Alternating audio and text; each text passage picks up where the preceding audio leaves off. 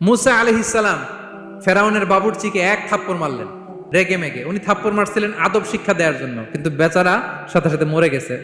উনি মারছিলেন আদব শিখানোর জন্য, বেচারা যে মরে যাবে মুসা আলাইহিস সালাম জানতেন না। এখন দেখে সর্বনাশ, সেটা তো মরে গেছে, অক্কা পাইছে। উনি দিলেন দৌড়। মুসা আলাইহিস সালাম দৌড়াতে দৌড়াতে প্রাণ ভয়ে চলে গেলেন আরেক সীমান্তে, মিশর ছেড়ে আরেক এলাকায়। যে দেখে কিছু লোক ধাক্কাধাক্কি করে তাদের উটগুলোকে পানি খাওয়াচ্ছে, আর দুইটা মেয়ে পাশে চুপ করে বসে আছে। উনি বুঝতে পারলেন মেয়েগুলো ইয়াং ছেলেদের সাথে ধাক্কাধাক্কি করে টিকতে পারবে না। উনি এগিয়ে গেলেন, বললেন তোমরা পানি খাওয়াবা ওটদেরকে? হ্যাঁ খাওয়াবো, আসো। উনি ওটগুলো নিয়ে সবাইকে সরিয়ে পানি খাইয়ে দিলেন, মেয়েরা চলে গেল।